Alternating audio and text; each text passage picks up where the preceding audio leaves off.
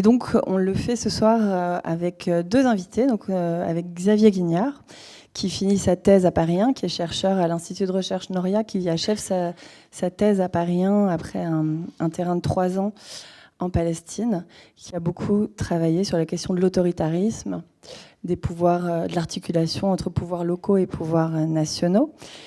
Et Emilio Minassian, qui termine également sa thèse, mais lui à l'université d'Aix-Marseille, et qui a fait de nombreux terrains, quant à lui, dans les camps en Cisjordanie, sur lesquels il a rédigé un certain nombre de papiers.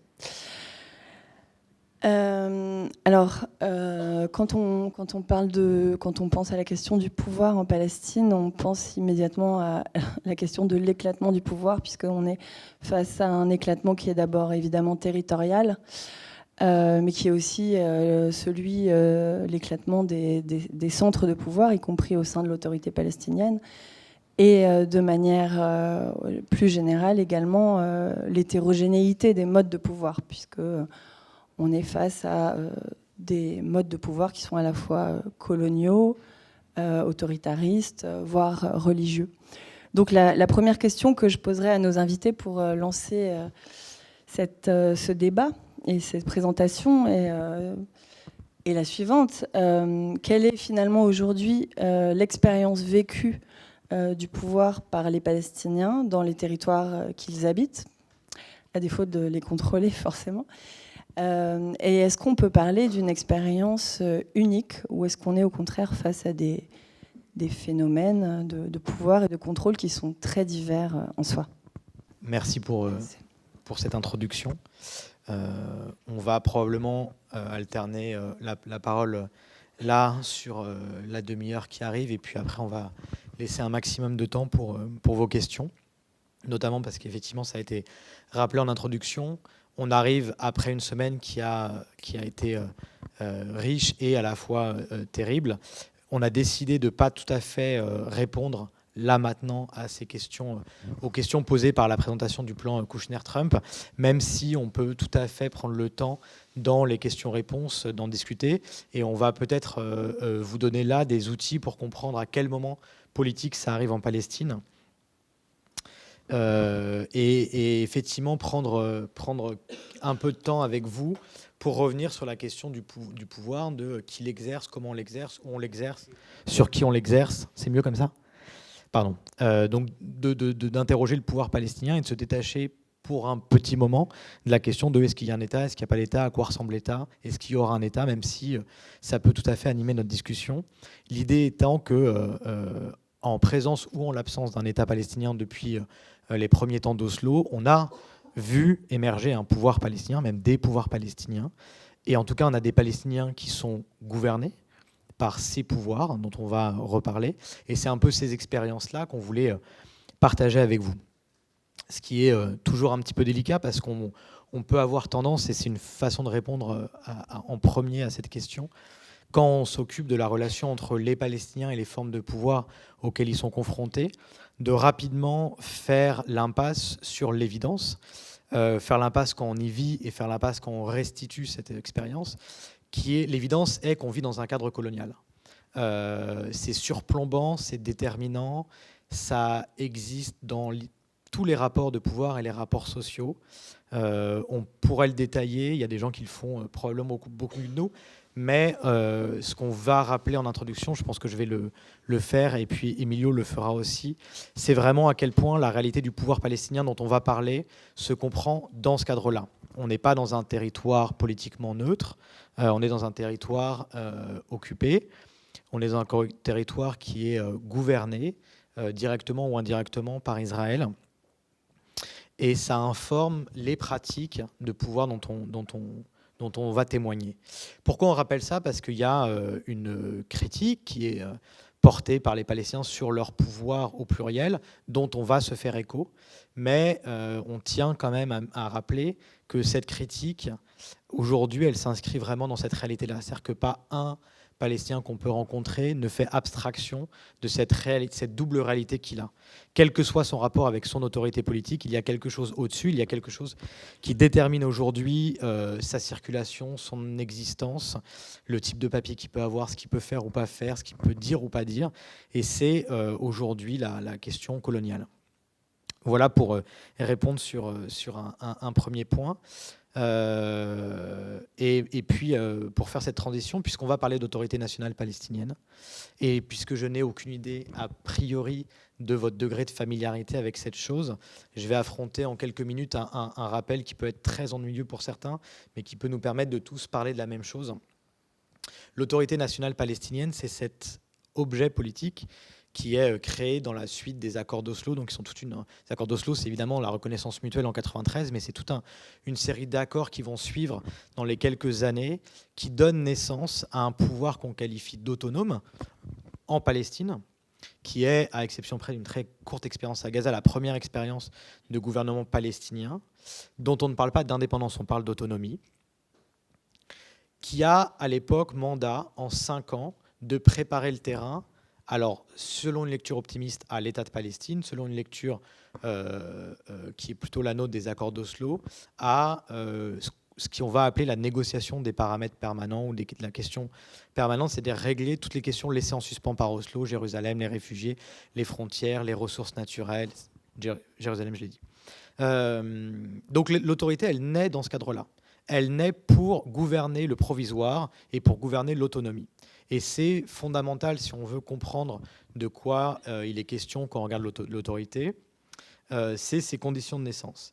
Et de ces conditions de naissance, on voit 3 impératifs, 3 contraintes, qui sont la première, qui est presque la plus évidente à l'époque, mais qui l'est toujours aujourd'hui, c'est se tenir à ce qu'on appelle le processus de paix, c'est-à-dire se tenir à l'impératif de discuter, d'être convoqué par les Israéliens, et plus quand le cadre est plus élargi, pour répondre dans cette relation bilatérale à comment on va établir le statut permanent. C'est-à-dire que l'autorité, elle ne peut pas ne pas parler avec les Israéliens. Alors, elle est tenue de leur parler. Elle est tenue de leur parler pour une seconde raison, qui est ce qu'on appelle la coopération sécuritaire. Et pour le coup, l'immense avantage que vous avez, c'est que la présentation qui va suivre d'Emilio est beaucoup plus incarnée. Et vous allez voir au concret ce que c'est que la coopération sécuritaire.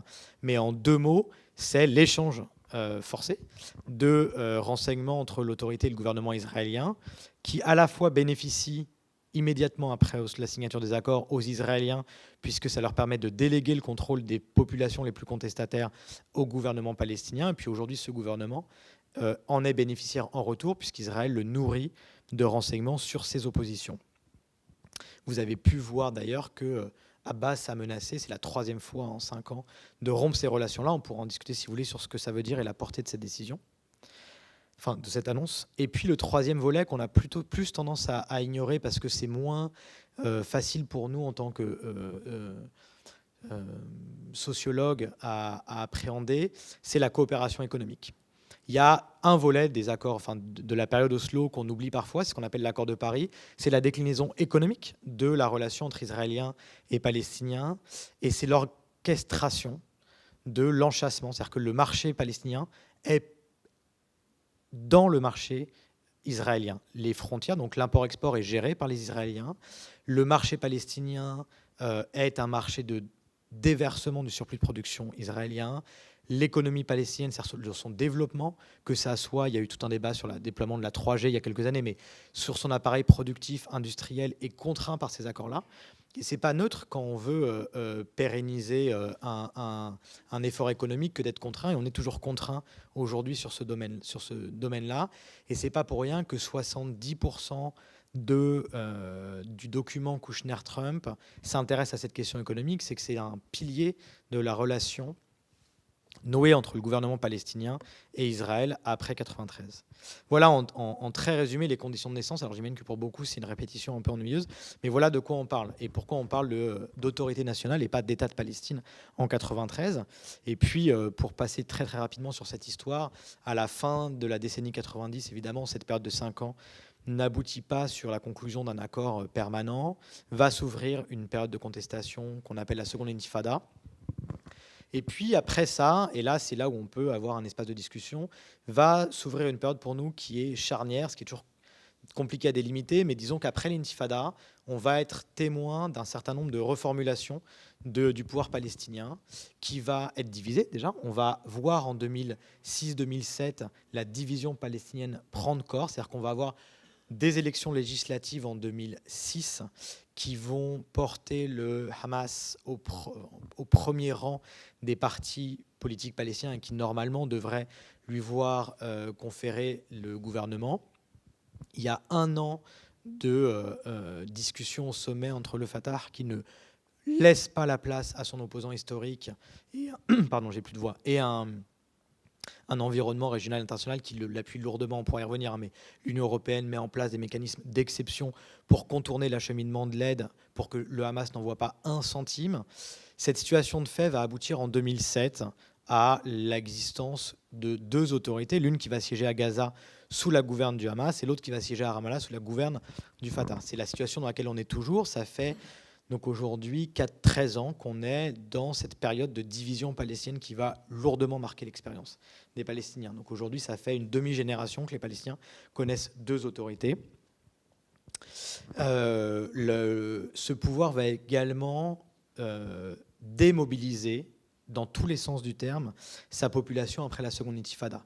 Il est question à la fois évidemment de contrôler les armes qui ont lourdement circulé pendant la seconde intifada, de démobiliser les milices et les groupes armés, mais et plus largement de proposer, pour le dire avec le terme le plus neutre, une définition de ce que sera la Palestine de demain, qui n'est plus uniquement tournée vers cette question soit de la libération du territoire, soit de la conquête ou de l'affrontement, mais prendre au sérieux l'impératif qui lui était fait de construire un État.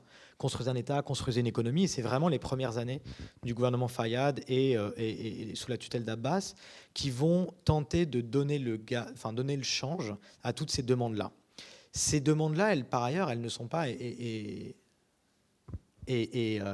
la présentation qui est faite après le rappellera, qu'une imposition. Ça répond aussi à une demande de l'intérieur de normalisation, non pas de la relation avec Israël, mais de normalisation des conditions de vie, de est-ce qu'on a le droit aussi à un moment d'arrêter de vivre dans la condition exceptionnelle de la lutte permanente. Là, on parle des Palestiniens, des territoires. Et quand on dit ça, ça permet de rappeler que l'un des traits saillants de cette autorité a été en même temps que le territoire sur lequel elle pouvait gouverner se réduisait. C'est-à-dire que vous avez vu les cartes, et on en reparlera, mais le territoire dévolu à l'autorité n'a cessé d'être grignoté. Et c'est en ça que le rappel du début était important. On ne peut pas comprendre ce qui se passe sans rappel de la colonisation, qui globalement voit la population colon multipliée par 5 ou 6 juste après Oslo et aujourd'hui. On est à peu près 600 000 colons entre Jérusalem-Est et la Cisjordanie, ce qui s'accompagne d'une captation du territoire, bien évidemment. Mais il y a cette réduction du territoire. Et il y a aussi une réduction de la part de l'autorité, de la population à laquelle on s'adresse, de la population qu'on veut gouverner. La Palestine, c'est une population qui est entre 65 et 70% en dehors de son territoire, enfin du territoire de l'autorité, qu'elle soit palestinienne d'Israël, ce que certains appellent arabe israélien, mais qui est en tout cas le vocabulaire que je n'emploierai pas, pour 1000 raisons. Le premier, c'est qu'il est hérité de la période britannique et qui dépeint mal une situation. Si on parle de Palestiniens du Liban, on peut parler de Palestiniens d'Israël. Donc l'autorité a en premier lieu largement coupé les liens qui pouvaient exister, qui étaient déjà mis à mal après Oslo, entre les Palestiniens des territoires et ceux d'Israël. Pour vous donner un seul exemple pour l'incarner, l'autorité a fait passer une loi alors je dirais entre 2007 et 2009, j'ai plus la date exacte, qui interdit à une ONG palestinienne enregistrée dans les territoires d'avoir dans son conseil d'administration un Palestinien d'Israël. Il y a eu vraiment un régime de la suspicion permanente que les Palestiniens d'Israël pouvaient être espions au profit d'eux, et vous allez voir après que c'est tout à fait ironique, mais il y a vraiment eu cette coupure de leur dire, vous, votre avenir, il se jouera en Israël, dont acte, on a de moins en moins raison de se parler. Il y a eu les Palestiniens de Gaza, donc je vous ai expliqué, qui tombaient du coup sous la férule d'une autre autorité, et celle de Ramallah s'en est très largement détournée. Il y a les Palestiniens plus largement de la diaspora ou de l'exil, donc à la fois des camps en Jordanie, au Liban et puis au-delà. Si on prend l'exemple du Liban, et il va parler à une partie, en tout cas des personnes qui viennent de nous rejoindre, on a vraiment, de façon symbolique, à la fois la concomitance entre un discours sur considérez-vous comme invité, vous êtes invité au Liban, vivez votre présence comme telle, et puis la volonté de ne plus représenter les Palestiniens, de ne plus parler au nom des Palestiniens qui sont sur place, mais de vouloir imposer une représentation nationale à travers l'édification d'une ambassade qui a été poussée par l'autorité à partir de 2006. Ce qu'on voit au Liban, et un miroir grossissant de ce qu'on a pu voir dans la région ailleurs, c'est vraiment remplacer la question de parler au nom des Palestiniens par parler au nom de l'autorité. À Ramallah, on a vraiment pris au sérieux le fait qu'un jour ou l'autre, on aurait cet État, où on aurait quelque chose qui ressemblerait. On a vraiment voulu donner tous les gages, et ça s'est ressenti très au-delà des territoires. C'est-à-dire, ça s'est ressenti en se coupant d'une partie de cette population palestinienne, dont une majorité a vraiment vit en exil, et en imposant une représentation auquel ils croient, qui obéit à tous les diktats, que ça soit à la fois dans la façon de se tenir et de parler aux Israéliens, que ça soit dans le type d'institution qui est mise en place, que ça soit dans les rapports économiques. L'autorité a vraiment joué le jeu. Et peut-être juste avant de te passer la parole, cette transformation qu'on voit, elle se double, elle a une troisième caractéristique qui pour nous fait que la période Abbas, pour être très clair, est différente de la période précédente. C'est qu'à partir du moment où le Hamas arrive au pouvoir, l'effort pour le contenir qu'on lui demande est bien plus important. C'est-à-dire que l'autorité va être en première ligne sur cette lutte contre son opposition interne, enfin, qui est plus son opposition, qui est l'autre parti au pouvoir, et ça va être structurant dans son rapport avec sa population. C'est-à-dire qu'on va voir là se mettre en place des politiques de lutte contre les militants islamistes qui vont se banaliser au point, et ça va être le très bon moment pour te passer la parole, d'irriguer toute la façon dont ils vont interagir avec une partie de leur société. Ça te va ? C'est parfait. Je vais essayer de raccrocher très rapidement sur la question qui a été posée sur un pouvoir ou plusieurs pouvoirs, qui est une question éminemment compliquée, dans la mesure où tout dépend un peu de ce qu'on entend par pouvoir. C'est-à-dire que ce qui est patent en Cisjordanie aujourd'hui, c'est l'existence d'une coercition qui, elle, clairement, a deux origines. Il y a la coercition israélienne, qui est quelque chose de bien connu, bien documenté, et qui est globalement la même depuis 1967, mais à laquelle est venu s'ajouter, et là je pense qu'il faudra remonter à ce moment charnière qui est le moment 2006-2007, où les institutions démocratiques de l'autorité palestinienne ont été globalement suspendues. Un autre pouvoir de coercition est venu s'ajouter, qui est la coercition de l'autorité palestinienne, qui de plus en plus gouverne de manière autoritaire et policière. Après, évidemment, la question que ça pose, c'est dans quelle mesure les deux fusionnent dans leur objectif et dans une situation coloniale où, clairement, l'autorité palestinienne est déterminée dans son action par les acteurs qui sont au-dessus d'elle, qui sont bien sûr Israël, mais aussi tout un tas d'acteurs de la communauté internationale, et dans un contexte où finalement ces marges propres sont réduites. Après, on peut aussi considérer le pouvoir un peu dans une autre acception, dans un rapport plus fluide de rapport de force et de négociation. Et moi, mon impression que j'ai, alors j'ai une approche de terrain particulière qui est basée sur les camps de réfugiés. Camps de réfugiés qui sont devenus des sortes de banlieues pour la plupart des grandes villes, et c'est des espaces qui, quelque part socialement, sont aux marges de la société palestinienne, et qui constituent, alors c'est une analogie qui est un peu facile et boiteuse, mais ce sont des sortes de banlieues, des banlieues qui sont la cible de dynamique de contrôle et de coercition spécifique de la part, bien sûr, d'Israël, mais aussi de l'autorité palestinienne. Ce qui se passe depuis Oslo, mais de manière beaucoup plus nette depuis le tournant Mahmoud Abbas, c'est que la capacité d'établir un rapport de force avec le pouvoir que subissent ces populations est presque exclusivement désormais tournée vers l'autorité palestinienne. Israël est omniprésent, personne n'oublie qu'on subit avant tout une politique coercitive coloniale tous azimuts, mais les possibilités de combattre ce pouvoir sont devenues quasiment inexistantes. Pourquoi ? Parce que l'autorité palestinienne fait tampon partout. Dès lors, c'est avec l'autorité palestinienne que vont s'établir des rapports de force, des logiques de résistance, de lutte et aussi de négociation. Car au contraire d'Israël, avec l'autorité palestinienne, il est parfois possible de gagner quelque chose. Vous parlez des groupes armés. Qu'est-ce qu'il en est des luttes sociales, par exemple, aujourd'hui en Cisjordanie et ailleurs en Palestine? Et est-ce que c'est vraiment elles existent et sous quelle... Enfin, bien sûr qu'elles existent, mais je veux dire, de quelle manière elles s'articulent dans leur rapport aux politiques et à ces pouvoirs-là? Mais on peut revenir dessus après coup. À nouveau, c'est quelque chose de compliqué parce que... Moi, l'impression que j'avais, c'était que au cours de l'autorité palestinienne, première période, du coup la période Arafat, les luttes sociales étaient constantes. C'est une société très fragmentée entre camps de réfugiés, villes, villages, où en réalité la lutte des classes a toujours été intense.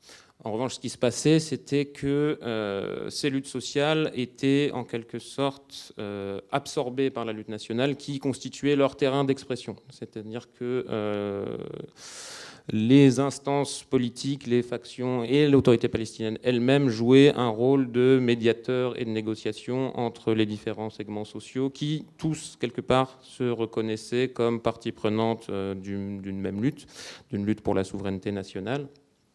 Et la lutte existait et avait des médiations et l'autorité palestinienne parvenait à maintenir une forme d'équilibre, y compris en donnant des formes de reconnaissance matérielle et symbolique aux populations les plus marginalisées qui, en même temps, étaient celles qui se mobilisaient le plus derrière la cause nationale, qui payaient le prix le plus élevé au cours des deux intifadas, c'est les populations des camps et des espaces pauvres urbains qui payaient le prix cher en termes de prisonniers, blessés, martyrs, etc. Et à cela était associée une forme de reconnaissance symbolique et parfois aussi matérielle. Et cet équilibre a été rompu à partir du tournant de Mahmoud Abbas. L'autorité palestinienne, beaucoup plus clairement, d'un point de vue politique, s'est alignée sur les diktats des Israéliens et de la communauté internationale en général, apparaissant de plus en plus clairement comme la sous-traitante sécuritaire de ces acteurs extérieurs. Mais socialement aussi, il y a eu un pivot qui s'est opéré, à savoir que ces populations des marges sociales, mais qui étaient quelque part au centre politiquement, ont été la cible de tout un tas de politiques répressives, plus ou moins assumées, et de délégitimation comme acteur politique. C'est quelque chose qui est encore très fortement en cours aujourd'hui. Il y a une logique de stigmatisation de ces marges comme étant des gens dont l'action politique est illégitime, car ce sont des gens qui s'inscrivent dans une économie informelle, qui sont dans des logiques de débrouille et qui sont quelque part des gens mal éduqués, etc., dont l'action politique ne peut, en ce sens, être légitime. Ça ne met pas fin à leur mobilisation possible. C'est-à-dire qu'il y a une lutte intense et souvent sourde qui se joue sur le terrain de l'intervention de la police palestinienne, sur le terrain de l'économie informelle, mais sur le terrain purement répressif politiquement aussi, où énormément de gens expérimentent les geôles palestiniennes, des gens essentiellement de ces banlieues de la Palestine, entre guillemets, se retrouvent torturés, battus, etc. Et du coup, les mobilisations en vue de repousser la police, les interventions de la police sur l'espace social sont permanentes. Elles ont très peu de relais politiques. Personne, aucune faction politique souvent ne se reconnaît dans ces émeutes, ces blocages de routes, etc., qui ont pour enjeu une forme d'autodéfense des intérêts matériels de ces populations, et aussi un enjeu politique très net de capacité d'intervention autonome. Voilà, là c'était pour répondre à la question, du coup, toujours de ce point de vue-là, un peu de ces banlieues de Palestine. Après, il y a d'autres formes de lutte sociale, dont peut-être toi tu veux parler. Je peux en dire un mot, parce qu'effectivement, moi j'ai plutôt traîné dans les centres-villes que dans tes banlieues. Mais l'autorité fait face à une situation de fait qui est effectivement, la période précédente, il y avait une partie des luttes sociales. Les gens, on n'imaginait pas au tout début des années de la naissance de l'autorité s'adresser à elle pour des questions d'assurance chômage, de droit à la retraite, de carrière de fonctionnaire. Cette chose était naissante, il y avait une prise en compte du caractère naissant. Quand elle a 20 ou 25 ans d'existence, cette chose existe vraiment. Et il y a du coup des mobilisations sectorielles qui n'existaient pas avant, tu l'as dit, et c'est le cas des mobilisations de chauffeurs de taxi, de profs, de certains secteurs, certains segments du secteur public qui tentent d'avoir une amélioration de leurs conditions salariales, d'emploi. Donc en fait, il y a une banalisation de ce point de vue-là du rapport entre la population des territoires et l'autorité. Vous voulez jouer l'État, nous on a des besoins très évidents d'État-providence. L'autorité n'a, un, pas les moyens de répondre à ça, et deux, est un peu désemparée parce qu'elles ne savent pas comment traiter des mobilisations qui ne s'inscrivent pas directement dans le cadre de la contestation avec Israël. Et effectivement, il y a une tendance à les traiter du point de vue d'un régime autoritaire, c'est-à-dire soit de la cooptation de syndicalistes. Il y a tout un mouvement. Aujourd'hui, il y a des. Alors pour le coup, moi, et je pense que c'est pareil pour toi, ça fait 3 ans qu'on n'y met plus les pieds ou on ne peut pas y mettre les pieds facilement. Donc il y a aussi toutes les luttes sociales qui existent depuis 3 ans, qu'on voit que de loin, dont je ne parlerai pas, mais on a vu ça. Alors chez les chauffeurs de taxi, on a vu une répression très très dure contre les enseignants, sans parler des mouvements des étudiants. Il y a eu l'émergence dans des mouvements de travailleurs agricoles, qui sont notamment des travailleurs agricoles de colonies, de monter des syndicats qu'ils appelaient indépendants, c'est-à-dire des syndicats qui ne s'appuient pas sur les réseaux clientélistes de l'autorité. Tout ça dépeint un monde où finalement il y a une autonomisation de la question sociale. Quand on disait personne n'oublie qu'il y a Israël, mais en attendant, effectivement, Israël est la chose à long terme qui nous empêche d'être pleinement chez nous, mais de façon immédiate, il y a aussi tous ces besoins-là. Et l'autorité sait très mal faire, et l'autorité a beaucoup réprimé. Il y a aujourd'hui dans les prisons palestiniennes pas simplement des cadres islamistes, mais vous trouvez des caricaturistes, des profs, des leaders syndicaux. Ça ressemble à des prisons effectivement de certains régimes du coin. Et ils le disent d'autant plus facilement qu'ils s'y retrouvent. Puis il y a un autre problème pour eux, c'est que la coopération sécuritaire, on l'a dit, c'est le contrôle de la population qui pourrait directement menacer l'Israélien. Donc de ceux qui peuvent aller prévoir un attentat, une attaque au couteau, une mobilisation face à une colonie. Mais ce sont souvent les mêmes personnes qui peuvent se mobiliser pour le droit à la retraite des enseignants, pour le déplacement du tracé du mur. Donc les gens ne se mobilisent pas contre Israël ou pour la question des droits sociaux. Et bien souvent, en arrêtant les gens qui sont à la pointe de certaines formes de mobilisation contre Israël, on arrache aussi toute une partie de l'encadrement militant palestinien sur des questions palestiniennes. Genre les gens se mobilisent sur les deux questions. Et donc, c'est pas forcément volontaire, mais c'est vrai que quand, à l'hiver, je dirais 2017, mais peut-être que j'ai un doute, le patron des services de renseignement palestinien dit fièrement, on a arrêté 2000 Palestiniens le mois dernier dans le cadre de ce qu'on a appelé l'intifada des gens, l'intifada al-Afrad, ou l'intifada des couteaux. Ces 2000 personnes, elles pouvaient aussi le lendemain matin se retrouver dans des manifestations contre le mur, dans des mobilisations pour la réduction des coûts de l'éducation, pour l'amélioration du salaire des fonctionnaires, etc. Donc on a finalement toute une classe militante qui est emprisonnée aujourd'hui. Pas forcément au moment de son arrestation parce qu'elle était militante sur ces questions-là, mais parce que les gens se mobilisent sur plusieurs thématiques. Et c'est effectivement quelque chose qui a été frappant c'est aujourd'hui, il y a un symbole qui revenait, et je te redonne tout de suite la parole, c'est quand Bassel El-Araj a été tué. C'était un militant qui était recherché par les Israéliens, qui a fait pour le coup un tas d'allers-retours entre les prisons de l'autorité et les prisons israéliennes. Il a été des placards, des pancartes ont suivi dans les rues de Ramallah d'ailleurs. Non, c'est un martyr de la coopération sécuritaire. Et cette expression, elle est assez juste parce que déjà effectivement c'est au nom de la coopération sécuritaire qu'il était pourchassé d'un côté et de l'autre. Mais ça montre aussi l'absurdité. C'est quelqu'un qui était mobilisé très fortement sur des questions sociales, sur des questions de transmission de la mémoire. Il participait à des formes d'éducation populaire. Et souvent quand on arrête un militant anti-colonisation, on arrête aussi un militant sur des questions sociales. Voilà. Je voulais peut-être juste très rapidement revenir sur cette grève des enseignants de l'hiver 2016, printemps 2016, qui a eu cette particularité d'être une grève totalement spontanée, partie de Facebook très très rapidement, peut-être que tu connais mieux cette histoire que moi, mais et qui se jouait contre le syndicat. C'est-à-dire que la crise de la représentation et de l'encadrement politique, elle existe vraiment partout. Elle existe sur le terrain proprement politique des factions qui subissent une grande désaffection, mais aussi les luttes sociales, aujourd'hui, elles s'expriment contre le syndicat officiel. Elle passe par des formes de mobilisation différentes qu'on a vu se manifester un peu partout ailleurs et de manière très spontanée.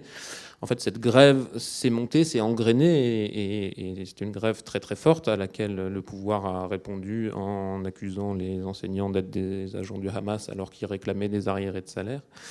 Elle s'est arrêtée un peu comme elle était partie, mais elle assumait très clairement un discours de critique de l'encadrement fourni par les organisations syndicales et politiques. C'était les gens qui parlaient au nom des gens, en dehors de toute forme d'organisation préalable. C'était quelque chose de très intéressant qui a été très fort, très suivi sur place.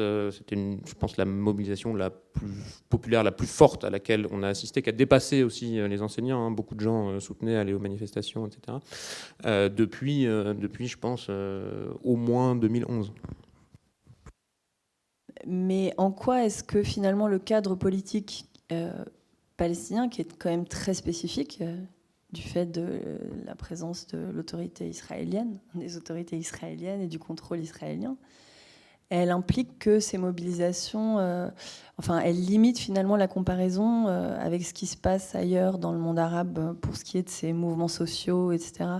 Quel type de rapprochement vous faites? Est-ce que pour vous c'est la même chose? Est-ce que le fait de ne pas être face à finalement un régime ou un État, comme ce qu'on a beaucoup ailleurs, ça influe sur la nature des luttes, la forme qu'elles prennent, le discours, etc. ou pas?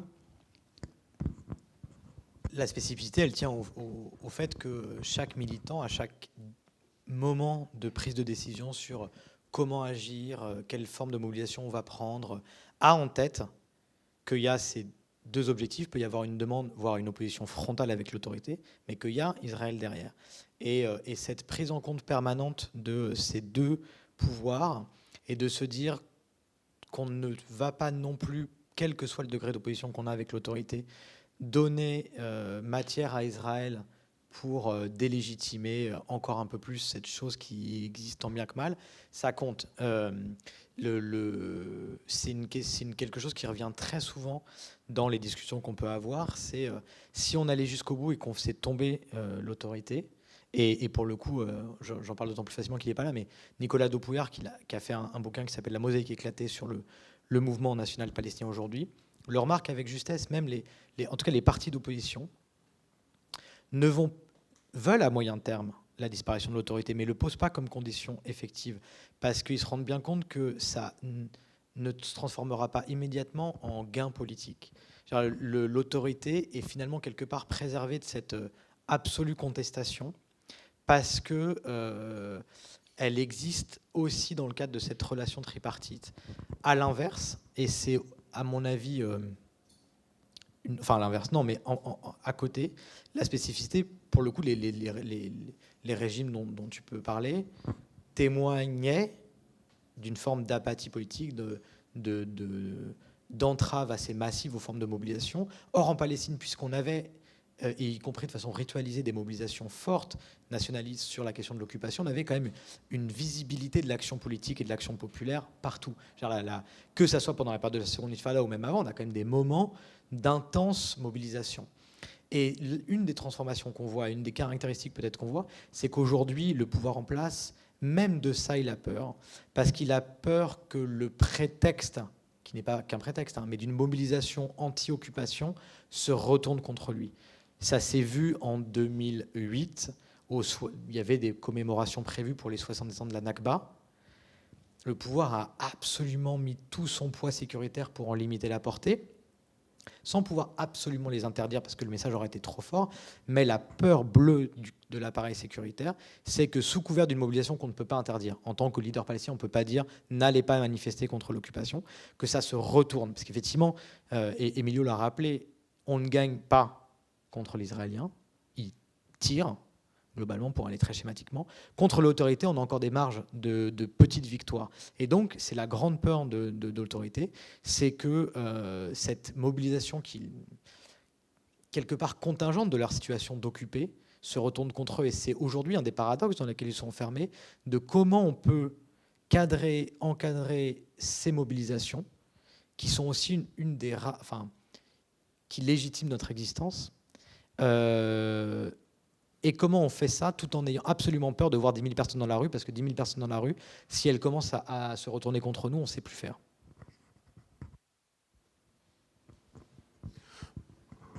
Moi, je dirais qu'une grande différence qui fait une spécificité des luttes en Palestine au regard de ce qui a pu se passer pendant les révoltes arabes ou au-delà jusqu'à aujourd'hui dans la région, c'est le rapport à une perspective d'émancipation qui est devenue quelque chose de très compliqué. C'est-à-dire qu'on a une occupation qui est là, qui est omniprésente, il faut toujours le rappeler, et en revanche, la perspective d'une libération nationale entendu comme État souverain national.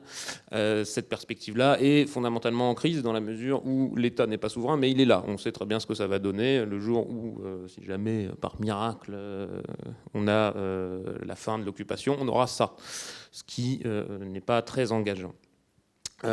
À l'inverse, tout l'imaginaire qui circulait dans les révoltes arabes, qui était un imaginaire un peu de justice sociale au sens large, aussi de redistribution de la rente, n'a pas la même efficience dans une situation comme celle-là. À savoir que la rente, il y en a bel et bien une, mais elle est fondamentalement liée, c'est une rente sécuritaire qui est celle de l'autorité palestinienne. Du coup, l'idée d'abattre l'autorité palestinienne met fin à cette rente. C'est une contradiction sur laquelle butent très souvent les acteurs des mobilisations. C'est qu'en fait, il y a une partie immense de la population cisjordanienne qui dépend de ressources allouées par l'autorité palestinienne, qui découle de cette rente sécuritaire. À ce niveau-là, il y a une déstructuration sociale et une contradiction qui semble souvent insoluble, dans la mesure où la perspective de la dissolution de l'autorité palestinienne, derrière, il y a aussi la fin de tout un tas de salaires, de prébendes qui font vivre énormément de gens. Est-ce que juste on peut revenir sur le plan Trump et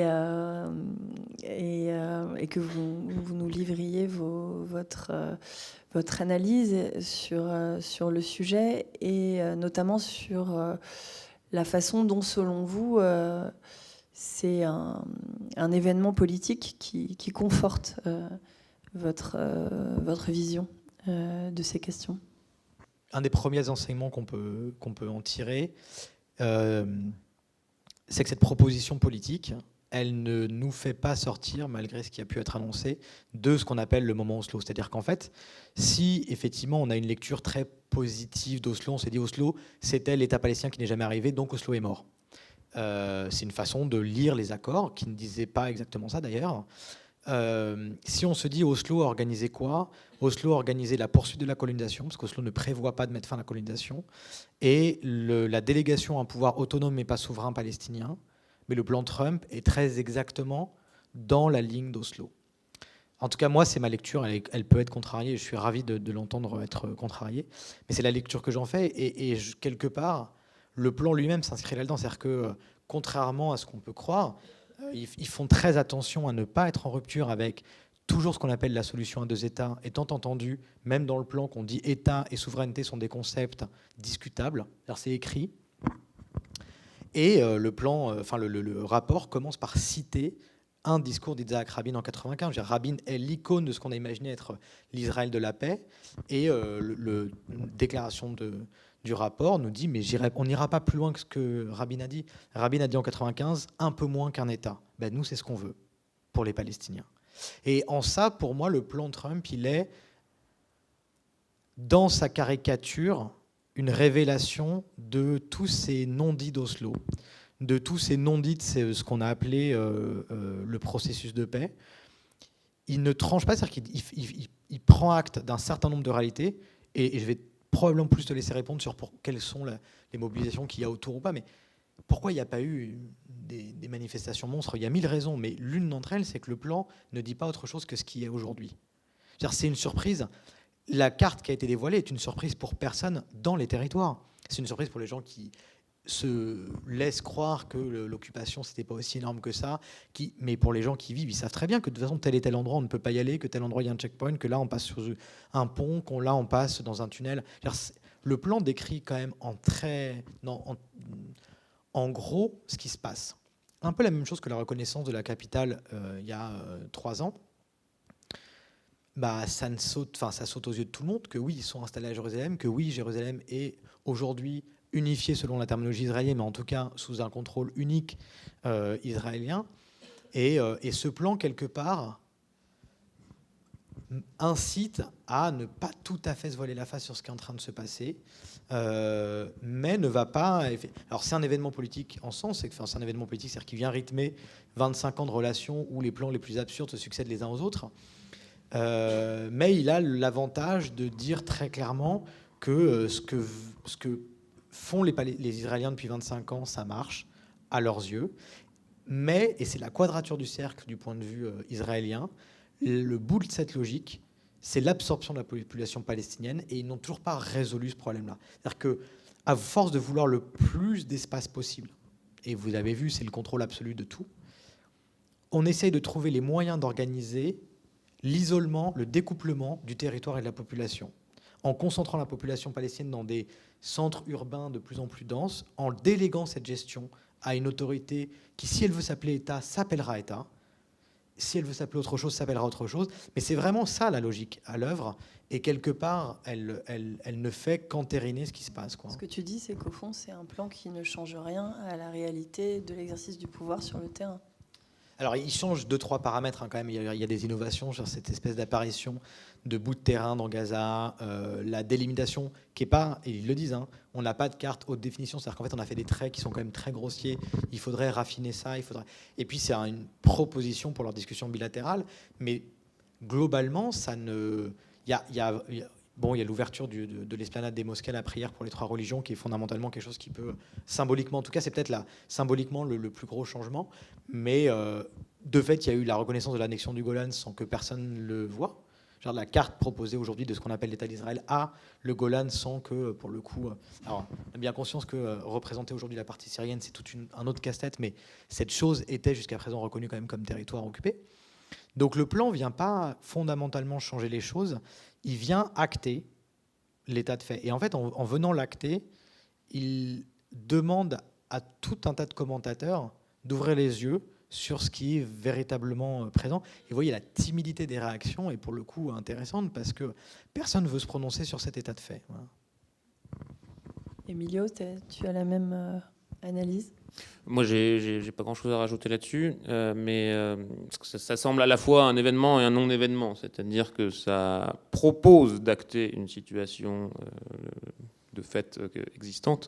En revanche, il est évident que la partie palestinienne ne va pas signer ce plan. Du coup, l'intention derrière est autre. L'intention consiste à mettre l'autorité palestinienne davantage sous pression encore, en vue d'obtenir, outre un soutien d'administration américaine, un blanc-seing à Netanyahou et à la droite israélienne, vise sans doute à accroître cette pression en vue de, pour le coup, je ne sais pas trop quoi, parce que vu déjà tout ce qu'ils donnent, j'ai du mal à imaginer qu'est-ce qu'ils pourraient donner en plus. C'est évident qu'ils ne peuvent pas signer ça, c'est impossible.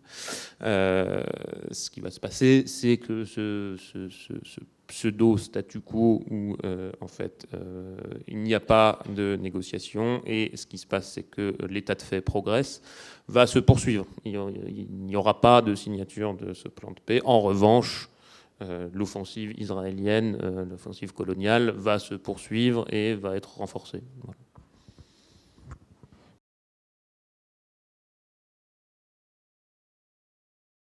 Alors il y a historiquement, effectivement, l'OLP est en soi déjà un parapluie pour plusieurs partis. Des plus connus, des plus existants aujourd'hui, il y a donc le Fatah qui a vraiment monopolisé au sein de l'OLP le pouvoir. Les autres partis qui cohabitent sont le Front populaire de libération de la Palestine, le Front démocratique de libération de la Palestine et tout un tas de petits mouvements.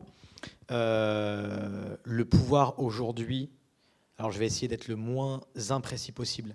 L'autorité nationale palestinienne, c'est une création juridique, mais le représentant légal aujourd'hui, toujours dans les accords, c'est l'OLP. L'OLP est vraiment le parapluie. L'autorité nationale, c'est la structure administrative qui gouverne l'autonomie des territoires. Cette autorité aujourd'hui, en tout cas pour celle qui siège à Ramallah, l'essentiel du pouvoir est entre les mains du Fatah. Et quand on dit entre les mains du Fatah, c'est impropre, et à raison, parce que c'est entre les mains d'une certaine faction du Fatah. Il y a quand même, il y en a tout un tas qui sont en prison, et Emilio l'a largement documenté dans des travaux précédents. Les oppositions du Fatah sont de plus en plus marginalisées. Donc il y a vraiment le pouvoir, il est entre une partie de cette élite fatahawi et puis des élites économiques palestiniennes qui ne sont pas forcément dans des partis.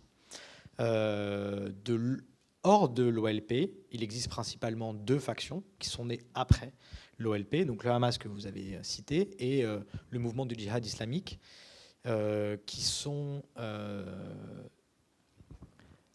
pour le coup plus présents ou plus visibles à Gaza.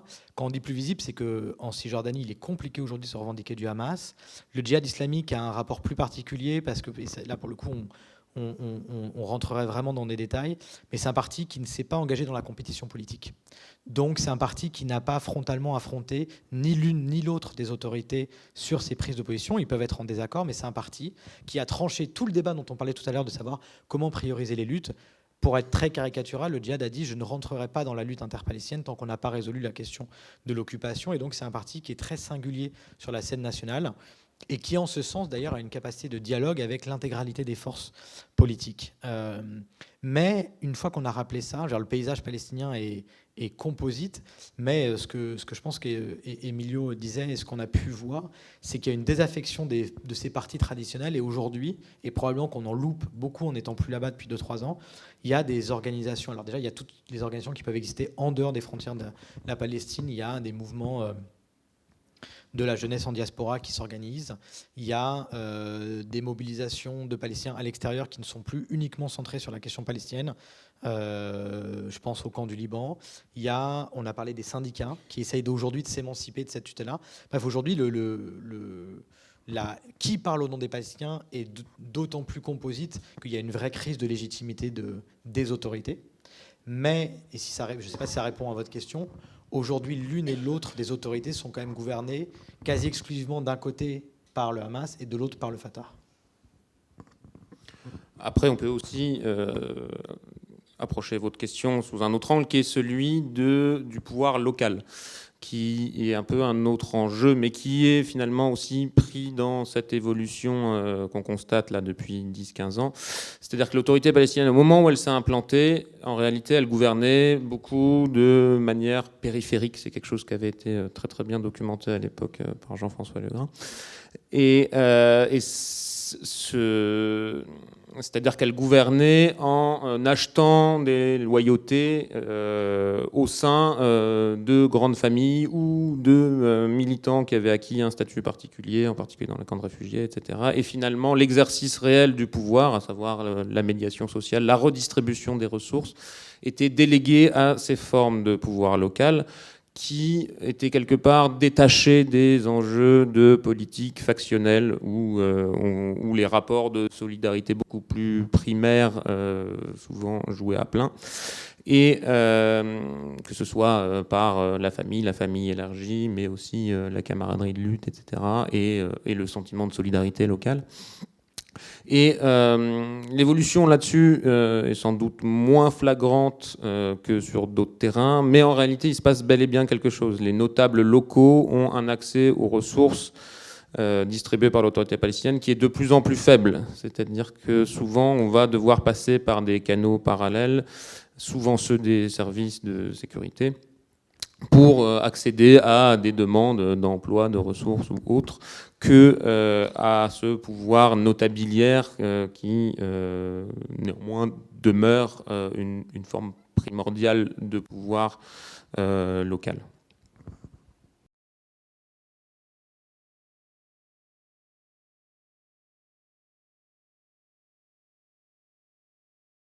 Qu'est-ce que ça voudrait dire s'il signait les accords, enfin s'il actait la fin de la coopération sécuritaire? Il faut savoir qu'il y a déjà 2 précédents. En 2015 et 2017, l'OLP a pris des résolutions, alors non contraignantes pour l'autorité, de suspendre leur coopération. Dans les faits, ça ne s'est jamais matérialisé. Et si j'en crois les articles qu'on a vus passer dans la presse depuis la semaine dernière, aucun officier de renseignement interrogé n'a reçu le moindre ordre de cette nature, et Abbas se déplaçant plusieurs fois par jour entre son domicile et la présidence, il ne peut faire ce déplacement sans coordination sécuritaire, continue à se déplacer, donc elle n'est pas levée. Cette menace a un intérêt, c'est de rappeler effectivement la centralité de cette question-là. En même temps, c'est piégeant parce que c'est audible pour toute une population que le pouvoir ne tient que parce qu'il coopère avec l'occupant. Les conséquences, ça serait faire de la politique fiction, mais on peut vraisemblablement penser que l'exercice la condition dans laquelle l'autorité existe aujourd'hui ne serait plus possible au lendemain matin si elle décidait ça. Ça veut dire qu'on transfère, qu'il y a une réoccupation probablement comme, à minima, comme pendant la seconde intifada des Israéliens, c'est-à-dire qu'il y a un bouclage du territoire. Et ensuite, je ne sais pas ce que les Israéliens ont prévu au cas où ça arrive, mais il est probable que le pouvoir se prenne un coup d'arrêt assez fort. Il est compliqué vraiment d'imaginer ce que ça voudrait dire parce que je ne sais pas jusqu'à où ils iraient dans l'arrêt de cette coopération. Est-ce qu'ils ouvriraient les portes des prisons? C'est pas hyper simple. Ce qui est certain, c'est que c'est une menace qui pourrait compter si elle était prise au sérieux. Je pense qu'après plusieurs tentatives de sa part de le faire, c'est moins pris au sérieux.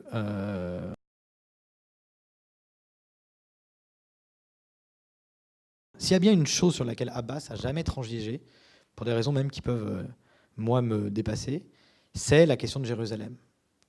Et d'ailleurs, c'est la seule question qu'il a mis en scène dans son discours à la Ligue arabe, pratiquement la seule. C'est une question sur laquelle, et spontanément et avec conviction, il n'a jamais bougé depuis son installation au pouvoir, alors que sur les autres dossiers, les colonies, les frontières, les réfugiés, il est prêt à des concessions. Donc il y a fort à parier que ne serait-ce que pour ça, ils ne signent pas. Et puis par ailleurs, on ne leur demande pas de signer, on leur demande d'accepter ça comme base de discussion avec les Israéliens. Ça veut dire déjà d'accepter de renouer un cycle de discussion avec les Israéliens. Je pense qu'aujourd'hui, l'autorité fait le pari que le changement de présidentiel américain pourrait arriver dans les mois qui arrivent et qu'ils ont tout intérêt à jouer cette montre-là aussi. Ça fait 2 ans qu'ils ne se parlent plus, à part dans la coopération sécuritaire.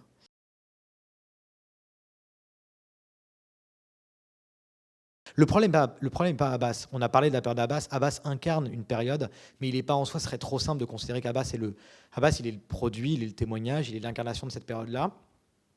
Mais demain, vous le remplacez par quel contre-leader palestinien, dans les conditions actuelles qu'on a essayé de dépeindre des contraintes qui s'opposent ou qui modèlent l'exercice du pouvoir palestinien, on peut guère faire mieux.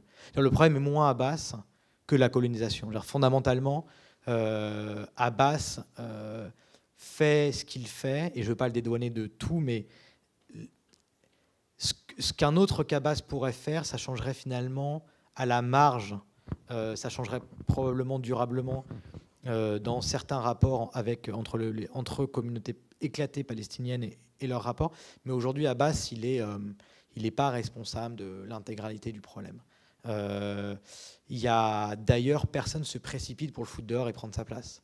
Il y a aussi son mandat présidentiel, on l'a pas rappelé, mais il a expiré depuis 2009. Bon, on est en 2020. Il n'y a pas de manifestation quotidienne pour des élections. C'est-à-dire, c'est pas le sujet. Ah bah, c'est pas tant que ça le sujet. Voilà. Enfin, en tout cas, c'est le témoignage que moi je rapporterai.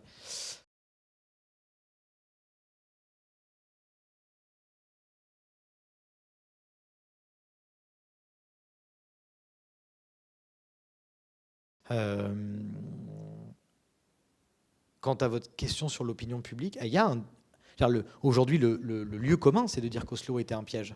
Ça ne nous appartient pas, en tant qu'observateur et en tant que non-palestinien, de dire si c'était une faute ou pas. La chance que j'ai, c'est d'arriver à une période dans mon rapport à la Palestine où cette question ne se pose même plus. J'ai rencontré strictement personne, y compris chez ceux qui font l'autorité aujourd'hui, qui défendent ce legs-là. Ils composent avec. Je ne sais pas quelle aurait été ma position, mon appréhension, si j'avais connu ces espaces-là au moment d'Oslo, qui ont représenté, j'imagine, et pour de bonnes raisons, pour certains et certaines, un moment d'espoir. Moi, j'arrive à un moment où l'espoir a complètement disparu, où le lieu commun, c'est de dire que cette chose n'aurait pas dû exister. Or, elle existe. Et nous, on se place dans un espace où cette chose qui n'aurait pas dû exister existe, et elle produit des effets. Aujourd'hui, pour vous donner un exemple, les campagnes syndicales, enfin, pour les élections étudiantes à Birzeit en 2014, le Fatah a fait campagne sur la solution à un État. C'est-à-dire que non seulement il s'est débarrassé du legs d'Oslo, mais il allait contre toutes les positions publiques de son parti. C'est-à-dire que c'est vraiment un lieu commun dans la population de dire que cette chose n'a pas été la réussite qu'elle devait être, on n'a pas donné les fruits que certains ont imaginés. Maintenant, la destituer, c'est vraiment, je pense, tout le piège. Et là, pour le coup, toi, tu as un regard qui est très décentré. Mais c'est vraiment toute la question qui se pose, c'est qu'aujourd'hui, alors en tout cas en 2017, c'était 170 000 fonctionnaires. C'est presque un tiers de la population palestinienne de Cisjordanie qui vit directement ou indirectement d'un salaire de l'autorité. Et les gens ont bien conscience que si les Israéliens peuvent continuer la colonisation, si demain tout ça s'effondre, subitement, ils ne vont pas inclure les Palestiniens dans le système de protection sociale israélien, qui lui-même d'ailleurs est extrêmement critiquable. Il laisse quand même toute une partie de sa population sur le carreau. Et donc, c'est vraiment ce piège-là, c'est que l'autorité à la fois n'est pas vue comme une solution, et même vue à certains moments comme une entrave, mais en même temps, sa disparition n'apparaît aux yeux de personne comme une solution. En fait, ce qu'on pourrait dire sur cette histoire d'opinion publique, c'est que en fait, la question de la solution se pose assez peu, car la population palestinienne n'est pas du tout en mesure d'imposer quoi que ce soit. Et du coup, on entend toutes sortes de discours sur il faudrait faire ci, il faudrait faire ça, etc. Mais en fait, personne n'y croit. Personne n'y croit. Et ces conversations, finalement, ont aussi quelque chose de souvent très particulier, dans la mesure où, là je reviens un peu sur la question de la surveillance et de la répression, mais en apparence, la parole est libre dans les cafés, les gens vont commenter, dire ceci, dire cela. En revanche, il y a une frontière qui est très difficile à voir sur ce qu'on peut dire, ce qu'on ne peut pas dire.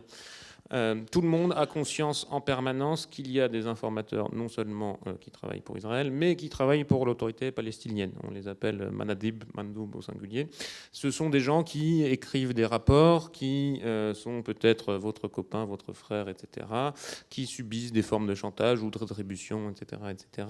C'est très difficile, bien sûr, d'avoir une idée sur la réalité de la chose. En revanche, la chose est présente en permanence sur « attention, il ne faut pas rentrer dans telle ou telle conversation, car une dénonciation est possible. » Et la suspicion et sans doute des formes de paranoïa sont à l'œuvre en permanence. Du coup, les discours politiques de café ont quelque chose de souvent assez artificiel et limité.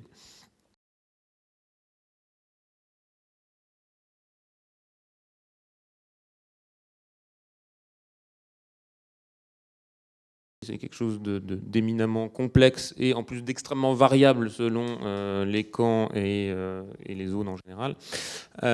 Les camps jouissent d'un statut officiellement d'extraterritorialité. Ils ne sont pas censés relever de l'autorité palestinienne, mais de l'OLP. Les forces de sécurité palestiniennes officiellement ne sont pas censées y pénétrer, mais en réalité c'est très variable selon les camps, car des accords existent spécifiquement entre les instances de sécurité et le comité populaire du camp, qui parfois autorise, n'autorise pas, etc.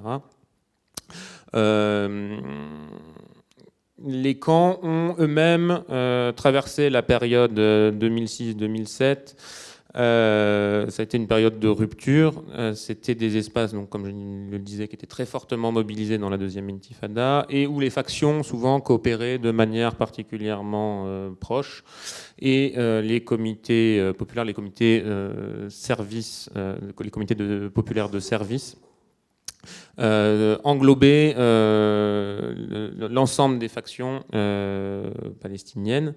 Et ce qui s'est passé, c'est dans la plupart des camps que le Fatah et les représentants des services de sécurité à l'intérieur du camp ont imposé l'expulsion du Hamas des comités populaires. Et dans la plupart des camps, ces comités populaires n'ont pas été renouvelés depuis cette période, ce qui commence à faire quand même. Et finalement, ce sont les mêmes individus qui sont accrochés au même fauteuil depuis même parfois depuis Oslo. Et les instances de représentation, en fait, elles sont bloquées sur une génération qui est celle de la génération de la première intifada. Tous ces cadres politiques, que ce soit du Fatah ou de la gauche, généralement sont des militants de la première intifada qui sont installés dans ce fauteuil et souvent qui eux-mêmes mettent en place des formes de corruption et de népotisme assez affirmé. À côté de ça, il y a des institutions de la société civile, des centres sociaux de jeunes, de femmes, etc., qui souvent font l'objet d'une lutte aussi. C'est pareil, c'est très difficile de généraliser, mais globalement, les institutions de la société civile ne sont pas les plus touchées par la répression, en tout cas directe. Celles qui étaient liées au Hamas ont évidemment été fermées. Les autres, qui sont souvent, mais pas toujours, liés aux factions de gauche ou à des gens qui appartenaient aux factions de gauche et qui souvent s'en sont détachés, mais tout en gardant un discours proche de ces factions de gauche et qui ont aussi des capacités de s'inscrire dans des réseaux de militants internationaux, d'accueil d'activistes, etc. Ces gens-là, on les laisse globalement tranquilles, ce qui parfois peut distordre aussi la perception sur le niveau de répression, dans la mesure où voilà, c'est pas la Syrie de Bachar al-Assad, c'est pas l'Égypte non plus. Il y a énormément d'ONG qui demeurent vivaces, qui font du bon boulot. Nous, quand on arrive en Palestine, en tant qu'étranger, que ce soit en tant que chercheur, en tant que militant ou en tant que membre d'une ONG, on a l'impression que le champ politique n'est pas si refermé que ça. Mais il faut faire attention au niveau de représentativité de ces institutions qu'on rencontre. Merci beaucoup à tous les deux, c'était extrêmement riche et détaillé.